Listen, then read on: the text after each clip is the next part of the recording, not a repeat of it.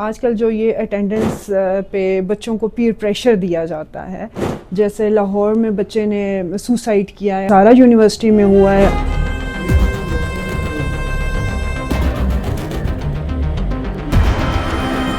Teachers کے اپنے psychological issues ہیں اور وہ فرسٹریشن جو ہے بچوں پر نکالتے ہیں۔ ایک بچہ بہت اوبیڈینٹ ہے، وہ بہت لائق ہے، تو دوسرا بھی ایسا ہو نہیں۔ ہم پیرنٹس کو بھی اور ٹیچرز کو بھی انڈیویجول ڈفرینسز کو سمجھنا ہے۔ پاکستان کے تعلیمی اداروں میں کم عمر طلبہ کے درمیان ڈپریشن، ذہنی دباؤ، انزائٹی اور خود کو نقصان پہنچانے کے رجحانات میں تشویشناک اضافہ دیکھا جا رہا ہے۔ خاص طور پر 18 سال سے کم عمر بچے جو تعلیمی دباؤ، امتحانات کے خوف اور ادارہ جاتی رویوں کے باعث شدید ذہنی اذیت کا شکار ہو رہے ہیں۔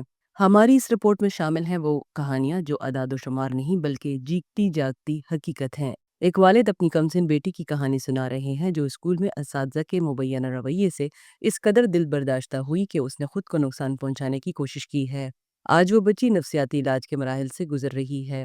ایک ماں بتاتی ہیں کہ ان کا بیٹا جو ایک تعلیمی ادارے میں زیر تعلیم ہے، مسلسل امتحانی دباؤ، غیر حاضری کے خوف کے باعث ڈپریشن میں مبتلا ہو گیا ہے۔ آج کل جو یہ اٹینڈنس پہ بچوں کو پیر پریشر دیا جاتا ہے، جیسے لاہور میں بچے نے سوسائڈ کیا ہے، سارا یونیورسٹی میں ہوا ہے۔ اب میرے اپنے بیٹے کی جو ہے یونیورسٹی میں یہ پیر پریشر دیا جا رہا ہے اٹینڈنس کا، اور ان کا مطلب سیمسٹر اینڈ پہ ہے اور ان کا سیمسٹر جو ہے کینسل کر رہے ہیں۔ آپ سوچیں کہ وہ بچوں پہ کیا گزر رہی ہے۔ وہ اتنا زیادہ رسپیکٹیبل بچہ ہے کہ مطلب ٹیچرز کے ساتھ، پیرنٹس کے ساتھ بہت رسپیکٹڈ ہے۔ سب سے بڑی بات یہ کہ میں تو جا کے بولوں گی، ہم مطلب دیکھیں 8-9 لیگ ہم پے کرتے ہیں، ان کا سیمسٹر صرف اٹینڈنس کی وجہ سے کینسل کر رہے ہیں، حالانکہ یہ پوری دنیا میں کہیں یہ رول ہے ہی نہیں، لیکن ہمارے ادھر پاکستان میں یہ بچوں کو پیئر پریشر دیا جا رہا ہے۔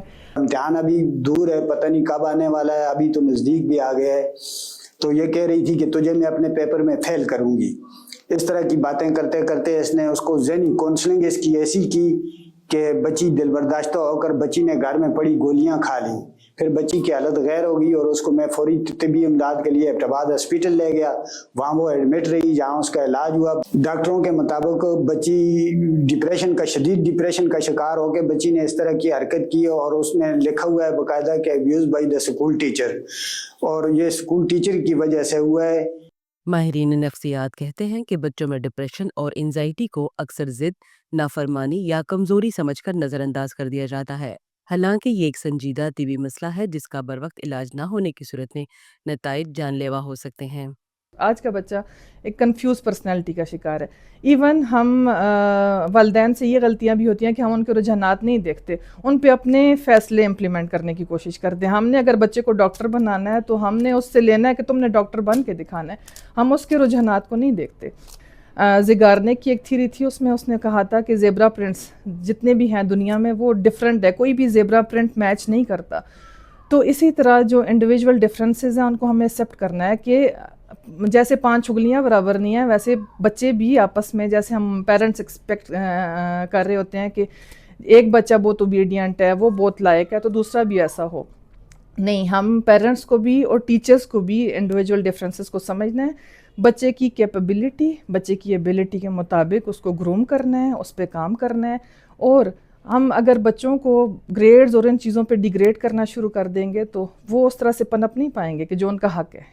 چائلڈ رائٹس کے ماہرین کے مطابق ہر بچے کو نہ صرف تعلیم بلکہ محفوظ، باعزت اور ذہنی طور پر صحت مند ماحول فراہم کرنا ریاست اور تعلیمی اداروں کی ذمہ داری ہے۔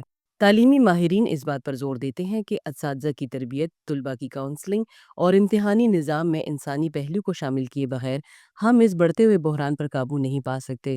ماہرین کا کہنا ہے کہ بچوں کی ذہنی صحت کے تحفظ کے لیے صرف طلباء کی مینٹل اور سائیکولوجیکل کاؤنسلنگ کافی نہیں، بلکہ اساتذہ کرام کی باقاعدہ سائیکولوجیکل کاؤنسلنگ اور ٹریننگ بھی ناگزیر ہے۔ ٹیچرز کے اپنے سائیکولوجیکل ایشوز ہیں اور وہ فرسٹریشن جو ہے بچوں پر نکالتے ہیں، تو میرے خیال میں ڈپارٹمنٹ لیول پر ایک تو یہ ہے کہ ان کے جو ان سروس یا پری سروس ٹریننگز ہوتی ہیں ان میں ان ایشوز پر بات کرنی چاہیے، اور دوسرا یہ ہے کہ اگر خدا نخواستہ کہیں پہ کوئی ٹیچر یا بچہ اس طرح کے رویے سے سامنا کرنا پڑے تو ان کو جو ہے اسی جگہ پہ امیڈیٹلی رسپانس ہونا چاہیے تاکہ ان کا کونسلنگ ہو اور یہ جو رویے ہیں یہ ریپیٹ نہ ہو. جو بچے وہ خواہ جسمانی طور پر پنش ہو رہے ہو یا ذہنی طور پر ٹارچر ہو رہے ہو اور ان کو ذہنی تکلیف اور خفت سے گزارا جا رہا ہے کسی وجہ سے، خواہ وہ تعلیمی ادارے میں ہو، خواہ وہ ایسے ادارے یا انسٹیٹیوشن یا آرگنائزیشن میں ہو جس سے اس بچے کی ذہنی ریٹارشر ہو، خاص کر جو ایبیوز لینگویج ہم استعمال کرتے ہیں وہ بھی اس میں شامل ہے. تو یہ پنشمنٹ جو ہے یہ تو صرف جسمانی نہیں ہے، اور میرے خیال میں چونکہ میں ایک ایجوکیشن میں کافی عرصہ رہا ہوں تو میرا یہ اپنا ذاتی تجربہ ہے کہ فزیکل پنشمنٹ سے مینٹل ٹارچر وہ بہت زیادہ خطرناک ہے بچوں کے لیے.